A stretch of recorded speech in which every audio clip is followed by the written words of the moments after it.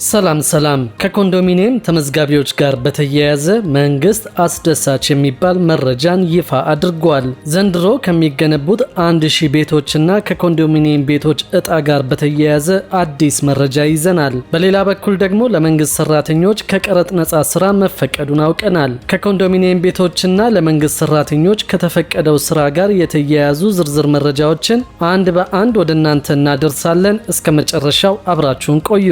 በአዲስ አበባ ከተማ በ2018 በጀት ዓመት ለመገንባት ከታቀደው 100,000 ቤቶች ውስጥ የ97,000 ቤቶች ግንባታ እየተፋጠነ እንደሚገኝ ይፋ ሆኗል። ከነዚህ ቤቶች ውስጥ ግማሹ በመንግስት ቀሪዎቹ ደግሞ በመንግስትና በግል ባለሀብቶች ድጋፍ እንደሚገነቡ ታውቋል። የከተማ አስተዳደሩ በ2018 ዓ.ም ከ100,000 በላይ ካስጀመራቸው መኖሪያ ቤት ግንባታ በከተማዋ ቀጥተኛ በጀት እየተገነቡ ከሚገኙት ከ50,000 ቤቶች በላይ መኖሪያ ቤቶች ውስጥ በአዲስ አበባ ቤቶች ልማትና አስተዳደር ቢሮ የቤቶች ልማት ኮርፖሬሽን በደቡብ ቅርንጫፍ ጽህፈት ቤት ስር የሚገኘው አንዱ የሆነው የቱሉ ዲምቱ ሳይት የመኖሪያ ቤት ግንባታ በጥሩ አፈጻጸም ላይ እንደሚገኝ ተገልጿል። በፕሮጀክቱ በድምሩ 11 የጋራ መኖሪያ ቤት ህንፃ ግንባታ ከስትራክቸር ስራ ጎን ለጎን ተጓዳኝ የውስጥና የውጭ የማጠናቀቂያ ስራ እየተሰራለት ይገኛል። ግንባታው በተያዘለት ጊዜ ለማጠናቀቅ በ3 ፈረቃ በከተማ አስተዳደሩ ልዩ ትኩረት በተደራጀና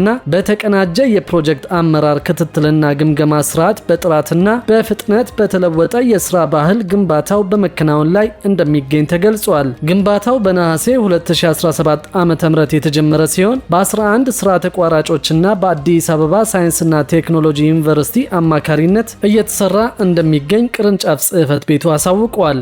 በ2018 በጀት ዓመት ለመገንባት ከታቀደው 100,000 ቤቶች ውስጥ ከ97,000 በላይ ቤቶች ግንባታ እየተፋጠነ እንደሚገኝ የከተማዋ ከንቲባ አዳነች አቤቤም ገልጸዋል። ከንቲባ አዳነች አቤቤ ባስተላለፉት መልእክት ከተማ አስተዳደሩ እያካሄደ ካለው ዘርፈ ብዙ ልማት ውስጥ ለቤት ልማት ልዩ ትኩረት መስጠቱን አመልክተዋል። በ2018 ዓ.ም ለማከናወን ከታቀደው 100,000 የቤቶች ግንባታ ውስጥ ከ97,000 በላይ ግንባታቸው በአስደናቂ ሁኔታ እየተፋጠነ ይገኛል ሲሉም ተናግረዋል። በግንባታ ላይ ካሉት 17 ሳይቶች መካከል በገርጂ፣ በቱሉ ዲምቱ፣ በገላንጉራ፣ በአቃቂ ቃሊቲ እንዲሁም በንፋስ ስልክ ላፍቶ የገበያ ማዕከል እየተገነቡ ያሉትን ቤቶች አፈጻጸም መገምገሙን ጠቁመዋል። ግምገማ የተደረገባቸው ሳይቶች ፕሮጀክቶች ከተጀመሩ ከ7 እስከ 8 ወር ቢሆናቸውም ቀንና ማታ ያለማቋረጥ በመስራት እጅግ ትጉ በሆኑ ኮንትራክተሮች፣ ማህበራት፣ አማካሪዎች፣ ትጉ አመራሮችና በዘመናዊ ቴክኖሎጂ በመታገዝ በአሁኑ ወቅት አበረታች ደረጃ ላይ መድረሳቸውን ገልጸዋል። በሳይቶቹ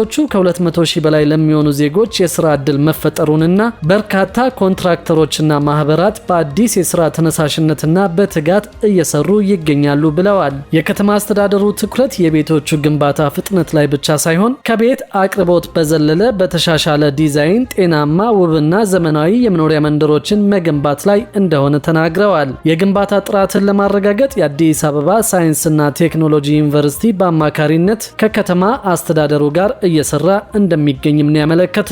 እየተገነቡ ካሉት ቤቶች ውስጥ 50,000ዎቹ በከተማው በጀት የሚገነቡ ሲሆን የተቀሩት 50,000ዎቹ ደግሞ የሚገነቡት በመንግስትና የግል አጋርነት መሆኑ ተጠቁመዋል። አሁን እየተገነቡ ያሉት ቤቶች ከነዋሪዎች ሰፊ ፍላጎት አንጻር አቅርቦታቸው ገና ቢሆንም የቤት ችግርን በዘላቂነት የመፍታት ስራው ይበልጥ ተጠናክሮ እንደሚቀጥለው ከንቲባዋ በመልእክታቸው ላይ ያሰፈሩት። ከዚህ ጎን ለጎን በኮልድ ፎርምድ ስቲል የሚገነቡ ቤቶች መኖራቸውንም ኮርፖሬሽኑ ይፋ አድርጓል። ለሀገሪቱ የመጀመሪያ የሆነውን ኮልድ ፎርምድ ስቲል የግንባታ ቴክኖሎጂን በመጠቀም የሚገነቡ ቤቶች ከ60 እስከ 70% የግንባታ ወጪን እንደሚቀንስ የአዲስ አበባ ቤቶች ልማት ኮርፖሬሽን አሳውቋል። የኮርፖሬሽኑ ዋና ዳይሬክተር ኢንጂነር ቶማስ ደበሌ በመዲናዋ የሚከናወነውን የቤቶች ግንባታ አስመልክቶ እንደተናገሩት አዲሱን ቴክኖሎጂ በመጠቀም የሚገነቡት ቤቶች ከ60 እስከ 70% የግንባታ ግብዓት ወጪን እንደሚቀንሱ ተናግረዋል። በመዲናዋ የቤት ልማት ፕሮግራም ረዥም ዕድሜ ቢኖረውም በስርዓት ባለመመራቱ ምክንያት ከተማ አስተዳደሩ ለበርካታ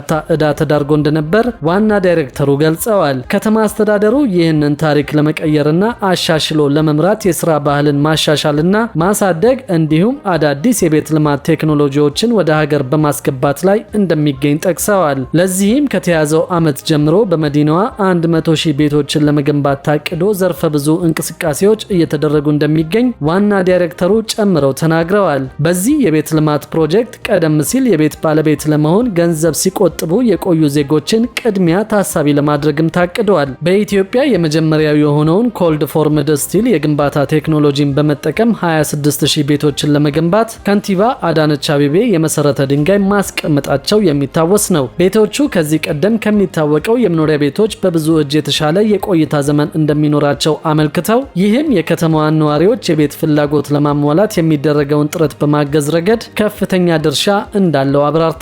ከዚህ በተጨማሪም ቴክኖሎጂው ቤቶችን ለዜጎች ኢኮኖሚያዊ በሆነ መንገድ በላቀ ጥራት እንዲሁም በፍጥነት ማድረስ የሚያስችል አዲስ የህንፃ ግንባታ አሰራርን እውን የሚያደርግ በመሆኑ በግንባታ ወቅት ለበርካታ ዜጎች የስራ ዕድል እንደሚፈጠር ነው ያብራሩት። የተጀመረው የቤት ግንባታ የቤት ልማት መርሃ ግብሩን ሁሉን አቀፍና ተደራሽ በማድረግ ለዜጎች የተሻለ መጠለያን ለማጎናጸፍ አስቻይ ሁኔታ ይፈጥራል በማለትም ተናግረዋል። አስተዳደሩ የቤት ልማት መርሃ ግብሩን የሚያቀላጥፉ ቴክኖሎጂዎችን ከሁሉም አቅጣጫ በማፈላለግ የመኖሪያ ቤት ተደራሽነት ላይ ትኩረት ማድረጉ የተገለጸ ሲሆን በዚህም ተጨባጭ ውጤቶችን በማስመዝገብ ላይ እንገኛለን ሲሉ ተናግረዋል። በሌላ በኩል ደግሞ ለመንግስት ሰራተኞች ከቀረጥ ነፃ መፈቀዱን አውቀናል። በዚህም የመንግስት ሰራተኞች እስከ 3 ዓመት የሚቆይ የግብር እፎይታ ያገኛሉ ተብሏል። የአዲስ አበባ ከተማ አስተዳደር ሴቶች ህጻናትና ማህበራዊ ጉዳይ ቢሮ ከስራና ክህሎት ሚኒስቴር ጋር በመተባበር ልጆቻቸውን ለመንከባከብ ዓላማ ስራቸውን አቋርጠው ቤት የዋሉ የመንግስት ሰራተኛ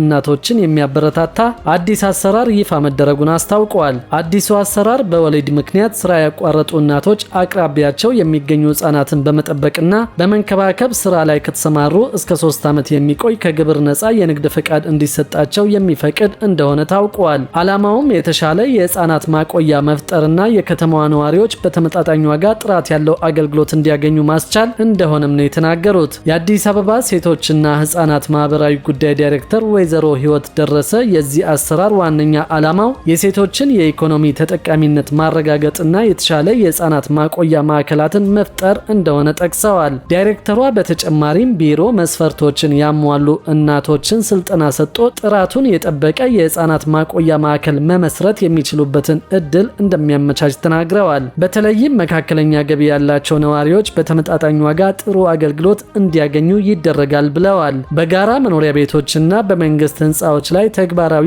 ይደረጋል የተባለው ይህ አሰራር የልጆችን ደህንነት የሚያረጋግጥና ህፃናቱ ከአካባቢያቸው ሳይርቁ እንክብካቤ እንዲያገኙ እንደሚያደርግ ዳይሬክተሯ የአዲሱን አሰራር ጠቀሜታ ባብራሩበት ንግግራቸው ጠቅሰዋል። በአሁኑ ወቅት በአዲስ አበባ ከተማ አስተዳደር ሴቶችና ህፃናት ቢሮ ቁጥጥር የሚደረግባቸው ከ872 በላይ የህፃናት ማቆያ ማዕከላት ሲኖሩ በማዕከላት ውስጥ ከ13644 በላይ ህፃናት እንክብካቤ ጥበቃና ድጋፍ እንደሚደረግላቸው ገልጸዋል። ዳይሬክተሯ አክለውም ለህፃናት ማቆያ እንዲሆኑ የሚቋቋሙ ማዕከላት ደረጃቸውን የጠበቁ እንዲሆኑ ቢሮ ጥብቅ የክትትልና ቁጥጥር ስራን ጨምሮ ማሟላት የሚጠበቅባቸውን ደረጃ እንዲያሟሉ ድጋፍ እንደሚያደርግም ነው ያስታወቁት። በጋራ መኖሪያ ቤቶችና በመንግስት ህንፃዎች ላይ ተግባራዊ እንደሚደረግ ቢገለጽም ይህ አሰራር ስራ ላይ የሚውልበት ትክክለኛ ጊዜ ግን አልተገለጸም።